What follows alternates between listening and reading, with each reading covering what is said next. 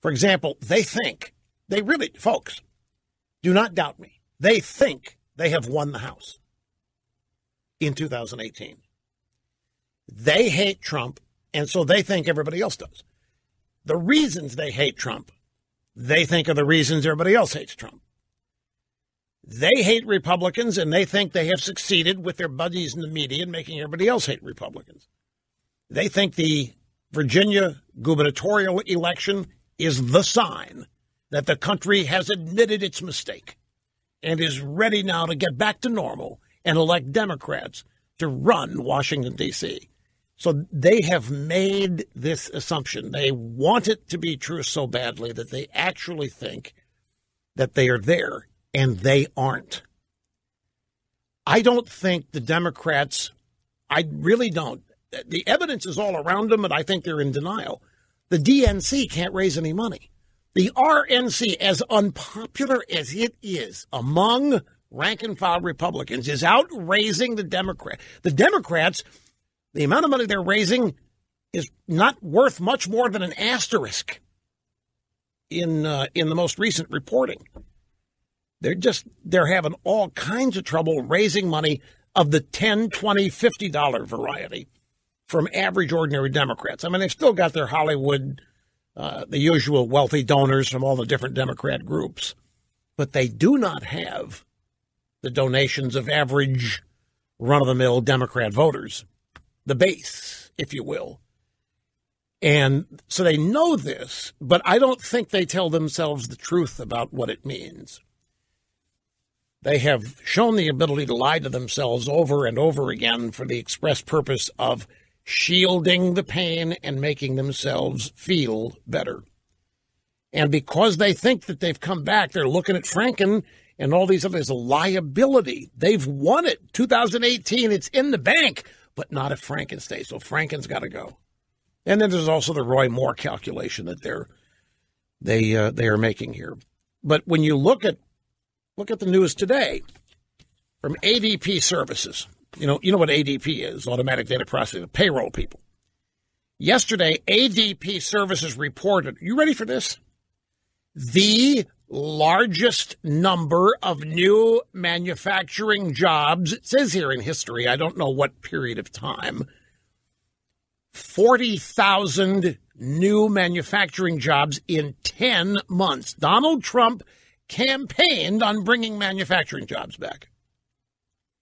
Barack Hussein Obama presided over them being lost.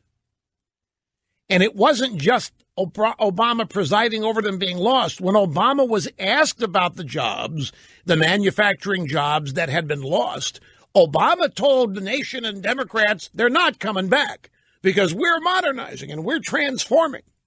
And those jobs, they're never coming back because those jobs are not jobs that are going to be needed anymore.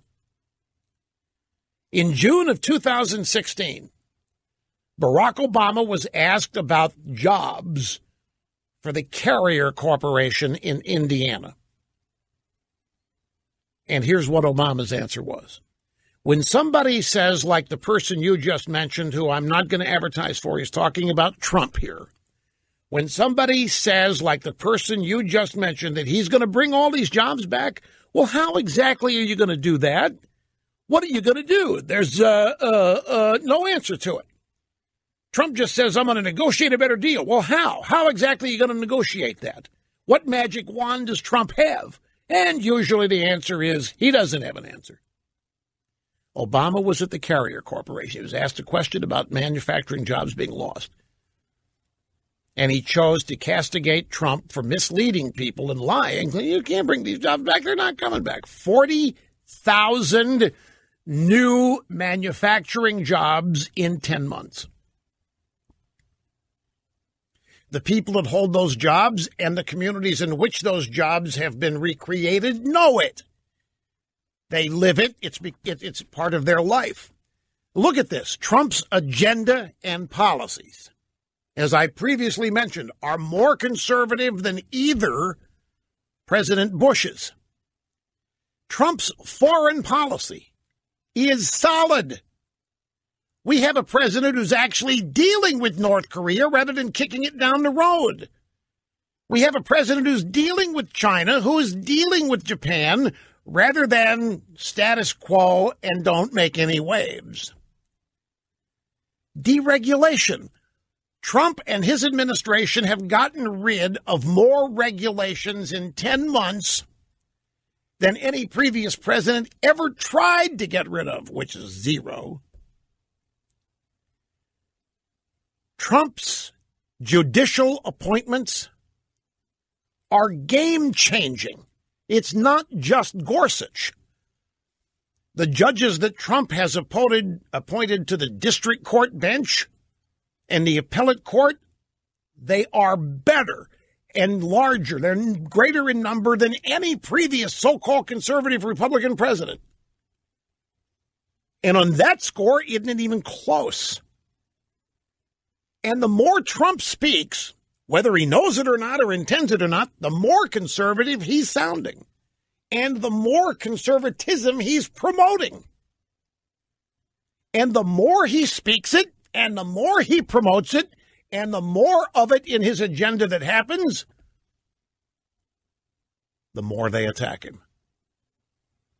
I'm talking about the never-Trumpers. Trump gets attacked by the never-Trumpers with each success. Well, we just don't like his personality. He's embarrassing. We can't go anywhere and admit that we like what Trump is doing because Trump is such a horrible man, and we can't be seen by our sophisticated friends to be approving of what Trump's doing. And that's what bugs him. But on the things that we all thought mattered, we all thought these conservatives who were never Trumpers, we thought they were conservative, but they don't seem to be happy or satisfied with this overwhelming amount of conservatism that Trump is dishing up. Making them look kind of weak. He's making them look dead wrong in their predictions about him and his so-called incompetence and what he was not going to be able to get done. He's gotten done more than any of them would have gotten done had they been elected. The job market, 2 consecutive quarters of over 3% economic growth, when the media and Obama said that that would never be possible again. And it was a pipe dream and very, very disingenuous to promise people that because it was not true and it was going to lead them into massive disappointment. The number of deportations is way up. The number of illegals coming into the country is way down. The number of prosecutions and deportations of MS-13, the gang, is way up. All these people have is the Trump dossier and Mueller and his stupid investigation and collusion and Trump's dishonesty and all whatever it is they want to try to chalk up to. But on the substance of what Trump is accomplishing here, it infuriates them. Both sides, conservative and liberal never-Trumpers. And to show you how upset and how mind-boggled they are, remember, they thought by now they would have gotten rid of Trump and Pence would be president and they'd be hassling him so much that he would quit. But Trump is still standing. They can't believe it. They fired everything they've got. They have made up a dossier. They've had all these phony claims from the deep state. You know it all. The FBI rigged for Hillary Clinton. The FBI rigged against Donald Trump. He survived it all. He still won the election despite all that was arrayed against him. He still continues to implement an agenda despite all that's arrayed against him. They can't believe it. And it's been so effective that Barack Obama has been reduced to claiming that if we don't stop Trump, we're headed for Nazi Germany. So look, we've got Obama from back in June of 2016, PBS special Questions for Obama. This is a NewsHour special town hall event in Elkhart, Indiana, where he got a question about the Carrier Corporation from a Carrier employee. He said, I see where you're trying to do a lot of things, but in Indianapolis, there's nothing there for us anymore. I mean, what's next? What can we look forward to in the future as far as jobs, employment, whatever? Because all of our jobs have left. We're in the process of leaving. This is smack dab in the middle of the campaign, folks. And here's Obama's answer. Some of those jobs of the past are just not going to come back. And when somebody says, like the person you just mentioned, who I'm not going to advertise for, that he's going to bring all these jobs back, well, how exactly are you going to do that? What are you going to do? There's no answer to it. He just says, well, I'm going to negotiate a better deal. Well, how exactly are you going to negotiate that? What magic wand do you have? And usually the answer is he doesn't have an answer. The guy that didn't have an answer was you. The guy that had no experience in this kind of thing is you. The guy that didn't know how to negotiate is you. 40,000 new manufacturing jobs in America in the first 10 months of the Trump administration. There's Obama saying, oh, you can listen to what Trump's saying. You know what he's talking about. He's lying to you. You can't count on it.